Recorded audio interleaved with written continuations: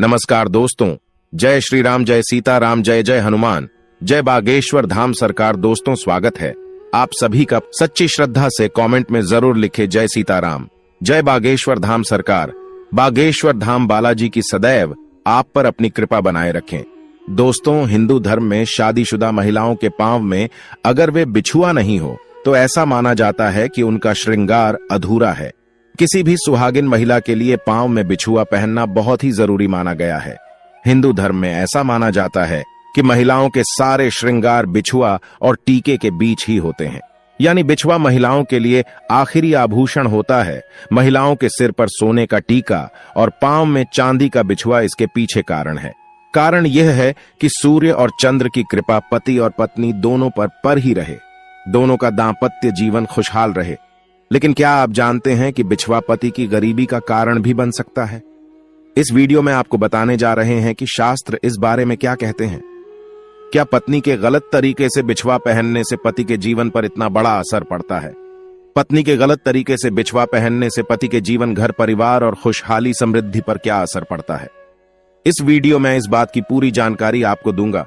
महिलाएं बिछुआ किस तरीके का पहने, महिलाएं बिछुआ कब पहने और महिलाओं को किस तरह का बिछुआ नहीं पहनना चाहिए, कौन सी अंगुलियों में पहनना चाहिए और कितनी संख्या में पहनना चाहिए, ये तमाम जानकारियां आपको इस वीडियो में मिलेंगी। तो वीडियो जरूर देखें, अंत तक बहुत ही महत्वपूर्ण जानकारियां हैं जो जरूर आपके जीवन में भी सुख, समृद्धि, खुशहाली लेकर आएंगे। अगर आप चैनल पर नए आए हैं तो चैनल को सब्सक्राइब करना ना भूलें और वीडियो को लाइक कर दें ताकि आपको इसी तरह की जानकारी प्राप्त हो सके। दोस्तों, हिंदू धर्म में भारतीय महिलाओं के लिए बिछुआ पहनना सिर्फ इस बात का प्रतीक नहीं है कि वो महिला शादीशुदा है, बल्कि इसके पीछे कई साइंटिफिक कारण भी है। ऐसा माना गया है कि महिलाएं जब पैरों की उंगलियों में बिछुआ धारण करती हैं, इससे उनका मासिक चक्र भी नियम अनुसार रहता है। ऐसा माना गया है कि शादीशुदा महिलाओं को बिछुआ पहनने से गर्भधारण में भी समस्याएं नहीं आती है। कुछ साइंटिफिक रिसर्च भी दिए गए हैं। शास्त्रों में माना गया है कि महिलाएं बिछुआ पहनती हैं तो किस तरीके से उनके लिए यह बहुत ज्यादा शुभकारी और लाभकारी होता है। मैं आपको बता दूं कि महिलाओं को बीच की वाक्य उंगली में पहनना चाहिए। महिलाएं बिछुआ वैसे तो किसी भी संख्या में पहन सकती हैं, कई बार 5 उंगलियों में पहनती हैं महिलाएं बिछुआ, लेकिन अंगूठे के पास वाली मतलब दूसरी उंगली में पहनना सबसे ज्यादा शुभ माना गया है। कई महिलाएं जोड़े में पहनती हैं, उसमें भी कोई मनाही नहीं है। अंगूठे की बगल वाली उंगली और उसके बगल की बीच वाली उंगली में भी आप बिछुआ पहन सकते हैं, लेकिन संख्या को लेकर खास सावधानी आपको बरतनी होगी।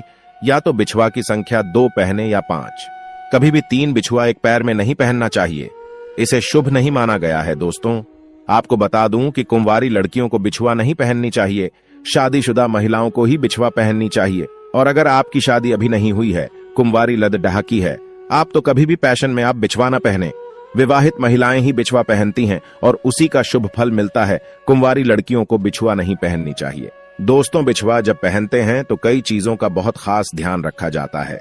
अगर आप बिछुआ सही तरीके से नहीं पहनते हैं तो आपके पति के लिए गरीबी का कारण बन जाता है।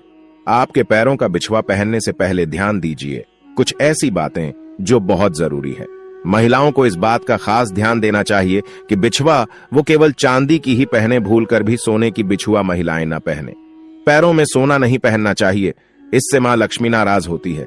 महिलाओं को अपनी पहली बिछुआ कभी भी किसी अन्य महिला को गिफ्ट में नहीं देनी चाहिए। ऐसा करने से पति गरीब और बीमारियों का सामना करते हैं। भारतीय महिलाओं के लिए 16 श्रृंगार का प्रावधान है और माथे की बिंदी से लेकर पांव में पहने जाने वाले प्रत्येक श्रृंगार का अलग अलग महत्व होता है। इसीलिए कभी भी बिछुआ को मनचाहे तरीके से नहीं पहनना चाहिए। खास बातों का ध्यान रखते हुए अगर आप बिछुआ पहनते हैं तो बहुत ही फायदा इसका आपको मिलता है, लेकिन अगर चूक होती है तो इसका खामियाजा भी आपकी को भुगतना पड़ता है। पैरों में पत्नी को कभी भी ढीली बिछुआ नहीं पहननी चाहिए। शास्त्रों में ढीले बिछुए पहना माना है। अगर बिछुआ पैरों से ही निकल जाए, ऐसा करना भी अशुभता का प्रतीक होता है। अगर आप घुंघरू वाले बिछुआ पहनती हैं, घुंघरू वाली अगर बिछुआ भी आपको मिल जाती है तो इसकी आवाज से माता महालक्ष्मी बहुत प्रसन्न होती हैं और ऐसे घरों में माता लक्ष्मी का सदैव वास होता है। तो कोशिश करनी चाहिए कि हमेशा पायल घुंघरू वाली पहने, नहीं पहन पा रहे तो कम से कम बिछुआ में घुंघरू जरूर लगे हों। दोस्तों, ये छोटी छोटी बातें हैं, ये छोटी छोटी जानकारियां हैं, कई बार हमें होती भी है, लेकिन जाने अनजाने में हमसे गलतियां होती रहती हैं और खामियाजा हमें भुगतना ही पड़ता है, लेकिन हम अपनी अनदेखी में उसका खामियाजा भुगतते रहते हैं। तो छोटी सी बातें हैं, बहुत सरल उपयोगी जानकारी मैंने देने की कोशिश की है। प्रत्येक महिला के लिए जानकारी बहुत लाभकारी साबित होगी। अगर वो इन बातों को मानती हैं तो ऐसा जरूर करें, क्योंकि उनकी छोटी सी लापरवाही उन्हीं के परिवार के लिए, उन्हीं के घर की खुशहाली, सुख, समृद्धि, शांति के लिए एक कारण बन सकता है। और दोस्तों, सबसे महत्वपूर्ण बात, एक शादीशुदा औरत को अपना सिंदूर और अपने बिछिया किसी दूसरी स्त्री को कभी नहीं देने चाहिए।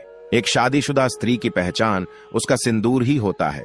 और हिंदू धर्म में कहा जाता है कि औरत जितनी लंबी अपनी मांग भरती है, उसके पति की उतनी ही लंबी होती है उम्र।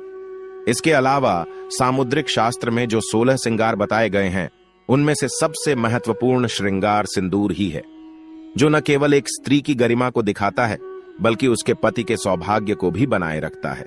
लेकिन आधुनिकता के चलते औरतें मॉडल बनने की होड़ में इस परंपरा को एक तरफ उठाकर रख दिया है।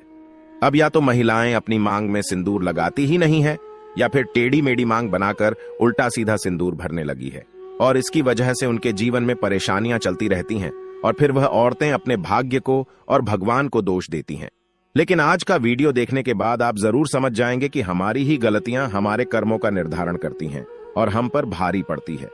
जो औरतें सिर धोने के तुरंत बाद सिंदूर लगा लेती हैं या फिर गीले बालों में सिंदूर लगाती हैं, तो ऐसे में उनके पति कर्ज में डूबने लगते हैं और उनके काम धंधे भी ठप होने लगते हैं। साथ ही आपको ये भी बता दें कि शास्त्रों के अनुसार गीले बालों में सिंदूर भरने से इसका प्रभाव महिलाओं के मन पर पड़ सकता है और उनके मन में बुरे बुरे विचार आ सकते हैं, और ऐसा करने से पति पत्नी के रिश्ते में लड़ाई झगड़ा और परिवार में क्लेश हो सकता है।